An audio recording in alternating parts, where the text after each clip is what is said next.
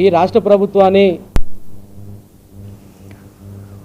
కర్నూలు జిల్లా ఎమ్మిగనూరులో నవోదయ కోచింగ్ సెంటర్లో చదువుతున్న ఓ విద్యార్థి భవనం పైనుండి దూకి ఆత్మహత్య యత్నానికి పాల్పడ్డాడు. తీవ్రంగా గాయపడిన విద్యార్థిని కర్నూలు ప్రభుత్వ ఆసుపత్రికి తరలించి చికిత్స అందిస్తున్నారు. కోచింగ్ సెంటర్ ఒత్తిడే ఈ ఘటనకు కారణమని విద్యార్థి సంఘాలు ఆరోపిస్తూ ఆందోళనకు దిగాయి. ఘటనపై కేసు నమోదు చేసిన పోలీసులు దర్యాప్తు చేపట్టారు.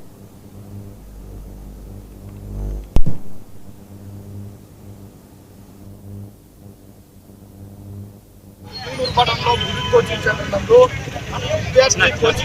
విద్యార్థి 3వ అంతస్తు నుంచి దూకి ఆత్మహత్యకు పాల్పడడం జరిగింది.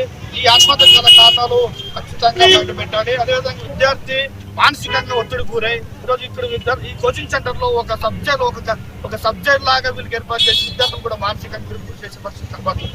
ఈ లక్షల వసూలు చేసి విద్యార్థులకు ఎటువంటి వసూలు కల్పించుకోకుండా లక్షల వసూలు చేసి విద్యార్థులను వేధించే పరిస్థితి కనబడుతుంది. కాబట్టి తక్షణమే విద్యార్థి ముందు కల కారణాలు ఖచ్చితంగా బయట పెట్టాలి. లేదు ఖచ్చితంగా విచారణ చేయాలి.